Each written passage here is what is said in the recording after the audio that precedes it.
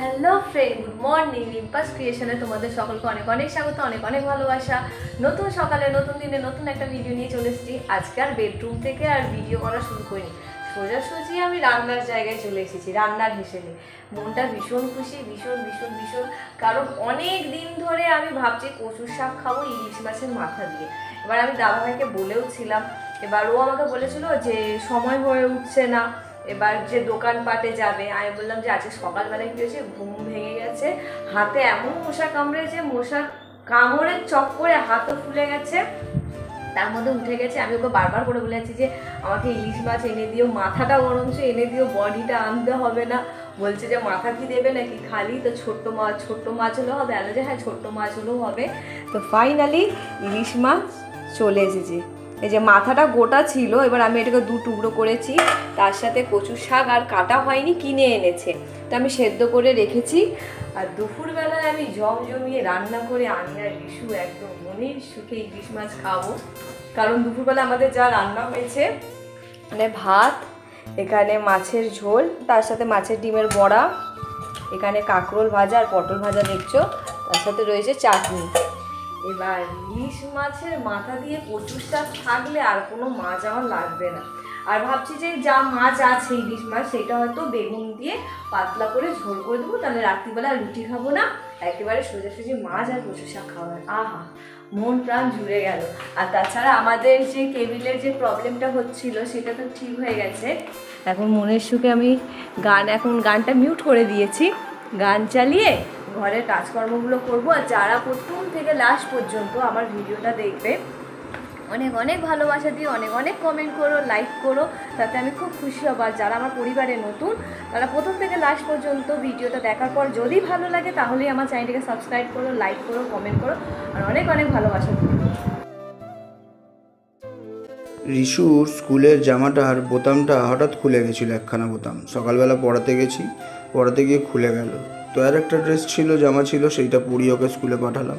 তো এখন ওই ভদ্রমহিলা বসেছে, এখন ওইটাকে সেলাই করার জন্যে, মানে বোতামটাকে লাগাচ্ছে। ও বোতাম লাগাচ্ছে, কিন্তু আমার প্রাণে ভয় জাগছে। কেন জানো তো? ওর মনে যে রাগ ক্ষোভ রয়েছে আমার প্রতি, মানে আমি যেভাবে ওকে বিরক্ত করি, তো এমনি তো মুখে বলে আর হাত দিয়ে মেটাতে পারে না। আমার মাঝে মাঝে মনে হয় যে এই রকমভাবে মেটায়, বুঝতে পারলে তো কীভাবে মেটায়। এই যে জামাটা যে সেলাই করছিল, আমি ভাবছি ওই জায়গায় মনে করে হয়তো আমার জামার ধরো বোতাম খুলে গেল, তা আমার জামার বোতাম খুলে যেতে মনে করি জামার বোতামটা যখন লাগায়, তখন মনে করে আমার বুকের মধ্যে এরকমভাবে মানে সূঁচটাকে পুঁই করে ঢোকাচ্ছে, বুঝতে পেরেছো? মানে রাগ ক্ষোভ যা রয়েছে সব মেটায়। আরও রাগ ক্ষোভ মেটায় কী করে জানো তো? এই যে যখন এই বিছানা করতে যে বালিশকে যে পেটায়, এই যে দেখো পুরো মনে হচ্ছে যেন মনে করে যে আমি শুয়ে রয়েছি, আর আমার ওপরে রাগ ক্ষোভ যা রয়েছে সেগুলোও মেটাচ্ছে। আর এইগুলো দেখে আমার খুব আতঙ্কিত মনে হয়, আর মানে রাতে ঘুম আসে না। আমি মনে করি বালিশের জায়গায় যদি একবারও আমাকে পায়, তো পেলে যে কী করবে ভগবান জানে, ঠিক আছে? তো সত্যি এই দেখো যত রাগ যত ক্ষোভ ওর, সব এই বালিশগুলোর উপর। কান মুলে বালিশটাকে শুয়ে দিল। মানে আমি মনে করি মাঝে মাঝে যে আমাকেই হয়তো এরকম করে কেলিয়ে পিটিয়ে আর আবার কান মুলে আবার ভালো করে এরকম করে নিগড়ে একবারে শুয়ে দিল, বাহ তো বাবা, এরকম করে, বুঝতে পেরেছো? তো যাই হোক, বিছনা দিকে করে নিয়ে এখন যাবে উনি ভদ্রমহিলা রান্নাঘরে, কারণ আজকে রান্না বান্না হবে। কী রান্না হবে? ইলিশ মাছ, বুঝতে পেরেছো? তো খুব ওর ইলিশ মাছ খাওয়ার শখ উঠেছিল, আমাকে বলছে একটু ইলিশ মাছ এনে দাও। এবার আমি একটু কাজের টাইম পাই না বলে, মানে সকালবেলা এত তাড়াহুড়ো থাকে, বেরিয়ে যেতে হয় তাড়াতাড়ি, তো এই জন্য টাইম পাই না বলে বাজারে যেতে পারি না। তো ইলিশ মাছ আনবো বলেছি, অগত্যা তো গিয়ে ভদ্রমহিলার ইলিশ মাছ এনে দিতে হয়েছে। যদি না এনে দিতে পারতাম, তারপরে যদি এই বালিশের মতো অবস্থা করতো আমার সাথে, বা হয়তো এই জামা যেভাবে সেলাই করছিল, মানে কী বলবো, এই বোতামটাকে, তো ওইরকম অবস্থা যদি আমার করতো, সেই আতঙ্কে সেই ভয়ে আমি চলে গেলাম বাজারে। বললাম যাই বাবা, ভদ্রমহিলা বলেছে খাবে, মানে এই খাবার শখটার খুব কম ওঠে, ঠিক আছে, কিন্তু উঠেছিল, তাই জন্য বললাম যাই বাবা এনে দিই। তো এনে দিলাম একটু, ওখান থেকে কচুর শাক এনে দিয়েছি। কচুর শাক একবারে ছাড়িয়ে রেডি করে রেখেছিল বাজারের দোকানদার, তো ওনার কাছ থেকে নিয়ে নিলাম। একটা ইলিশ মাছ নিলাম, তারপরে নিলাম কি নিলাম ওই যে হ্যাঁ 5 ফোড়ন নিলাম, তারপরে নিলাম লেবু। আর তার মধ্যে দেখুন রান্না করতে করতে মুখ চলছে, আমার কেকটা খাচ্ছে। আমার জন্মদিনের যে কেকটা এনেছিল, কেকটা একা খেয়েই শেষ করে দিল মনে হয়, বুঝতে পেরেছো? তো আমি আর দেখতেই পাইনি, তাও দেখতে হবে আজকে আছে কি নেই। তো যাই হোক, এরই ফাঁকে আবার বেগুন টেগুন কেটে নিল, ইলিশ মাছের ঝোলে দেবে। আর এদিকে এই যে কচুর শাকটা রান্না করছে ইলিশ মাছের মাথা দিয়ে, কেমন মাথা মোটা জানো, আমাকে বলছে যে বাজার থেকে ইলিশ মাছের মাথা আনবে। আমি মনে মনে করছি বাজারের যে মানে কী বল মাছালা রয়েছে সে যেন মনে হচ্ছে আমার দাদু হয়, যে শুধুমাত্র ইলিশ মাছের মাথাটা কেটে বলবে এই বিক্রি করো, যেন কাতলা মাছের ওটা কাতলা মাছ, যে কাতলা মাছের মাথা বা চারাপোনা মাছের মাথা পাওয়া যায়, ঠিক আছে, এই চারাপোনা বলছি কাটাপোনা মাছের মাথা পাওয়া যায়, এই তো ইলিশ মাছ, এ তো যে নেবে পুরোটা নেবে। আমি বললাম তোমার কি মাথা খারাপ হয়ে গেছে? আর বাজার সম্বন্ধে মানে ওর একটুও জ্ঞান নেই। আবার দেখো এই দেখো বেগুনটাকে কীভাবে যাবো হলুদ মাখাচ্ছে, যেন মনে হচ্ছে আমাকে এরকম করে হলুদ মাখিয়ে আর কড়াই ছেড়ে দেবে, বুঝতে পেরেছো?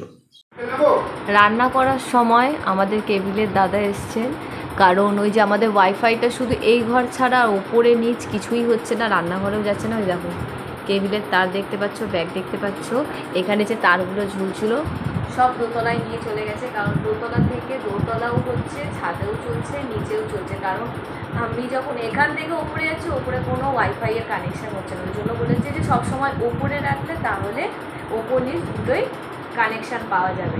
এখন দেখো না ওপরে কানেকশান করেছে, তো এখানে কেবিলটার কানেকশান বন্ধ হয়ে গেছে, এখন ওপরে গেছে ঠিক করতে। তো আজকে মানে উনি যা সেটা রাফ করে দিয়ে যাচ্ছে, যদি এটা ঠিকঠাক চলে তাহলে ওটা পুরো পার্মানেন্টলি সেট করে নেবো, কারণ ওখানে আবার এক ট্যাগ লাগাতে হবে, অনেক কিছু হ্যাপার রয়েছে।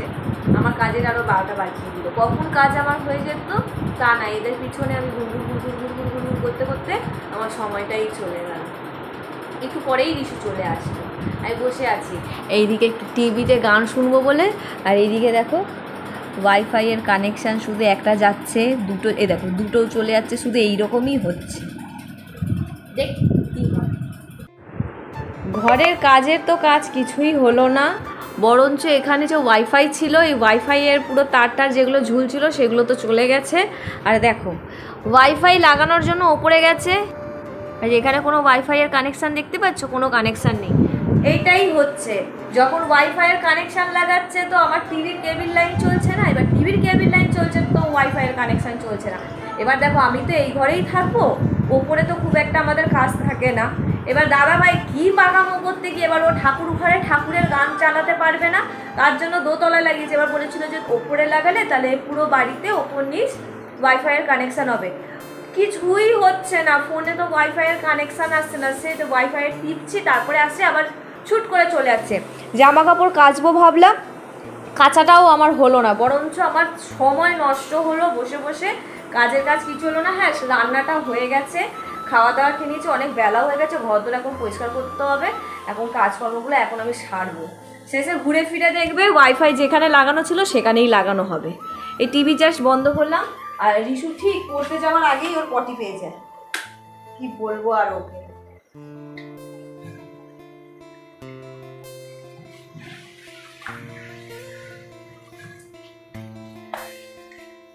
কি রে দিনের আলোতেও তোর বাথরুমে লাইট জ্বালানো দরকার? এত আলো দেখো ঘরে, এত আলো, তার মধ্যে ও লাইট জ্বালিয়ে রেখে দিয়েছে।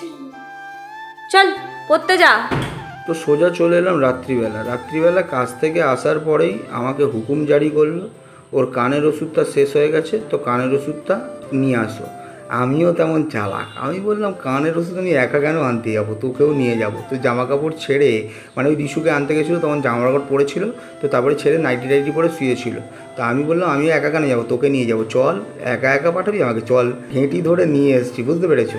তো এই ওষুধ দোকানে গিয়ে সেখানে ওষুধ দোকানেও বাওয়াল।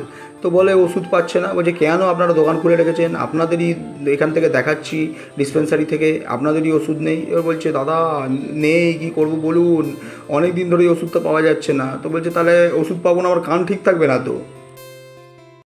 আগের বারেও এসেছিলাম ওষুধ পাইনি, এবারেও এলাম ওষুধ পাইনি, মানে আমার কপালটা এতটাই খারাপ, আমার ওষুধই পাওয়া যায় না, কি বলবো আর। আমাকে আগেই যদি মেসেজটা করে পাঠিয়ে দিত যে এই ওষুধটা আনতে হবে, অন্য দোকানগুলো দেখতে দেখতে আসতে পারতাম সেখানে পাওয়া যায় কি না। তো রাত্রে ওখান থেকে ফিরে তারপরে এসে খাবার দাবার খেলাম, চারজন মিলে খেতে বসে পড়েছিলাম। খুব সুন্দর রান্না করেছিল, খুব সুন্দর হয়েছিল। ইলিশ মাছটা যেহেতু একটু ছোট ছিল, স্বাদটা একটু কম ছিল, কিন্তু আমার বউ যে রান্নাটা করেছিল তাতে স্বাদটা ওর বাড়িয়ে দিয়েছিল। তো খাবার দাবার খেলাম, খেয়ে দিয়ে শুয়ে পড়েছিলাম। রাত্রিবেলার ভিডিওটা করতে পারিনি, তো আজকে ওর ওষুধটা আনতে যেতে হবে, দেখতে হবে। আমি যেদিকে কাজে যাই ওদিক থেকে যে কটা ওষুধ দোকান পড়ে সেগুলো দেখতে দেখতে আসতে হবে যে পাওয়া যাচ্ছে কিনা। এবারে এরা বললো যে সাপ্লাই নেই। তো দেখা যাক কোথাও পাই কিনা। আবার যদি অন্য ওষুধ নেওয়া হয় সেখানে আবার কী হবে, কানে দিলে ওর আবার অন্য ধরনের মানে এফেক্ট শুরু হয়ে যায়। তো ও আবার বলছিল যে ওষুধটা আনতে হবে না। তো আমি ডাক্তারের সাথে কথা বলে নিই, দেখিয়ে নিয়ে তারপরে, যেহেতু কানটা একটু প্রবলেম করছে, একবারে ডাক্তারটাও দেখিয়ে নিয়ে তারপরে ওষুধটা দেখি কি বলে, চেঞ্জ করে দিচ্ছে কিনা। তো আমি বললাম ঠিক আছে তাহলে তাই করো, তাহলে আর আমাকে ওষুধটা আনতে হবে না, ডাক্তারটা আজকে বিকেলবেলা দেখিয়ে নেবে। তো চলো আজকের ভিডিওটা এখানেই শেষ করলাম। তোমরা সকলে ভালো থেকো, সুস্থ থেকো, রিম্পাস ক্রিয়েশনের পাশে থেকো। আর যারা যারা আমার চ্যানেলটি সাবস্ক্রাইব করেনি তারা বটাম করে দাও যদি ভালো লাগে। আর আমি এক্ষুনি বেরিয়ে যাচ্ছি। আর এই ভিডিওটা, আজকের ভিডিওটা আসছে আগামীকাল নতুন একটা ভিডিও আকারে। আপাতত টাটা।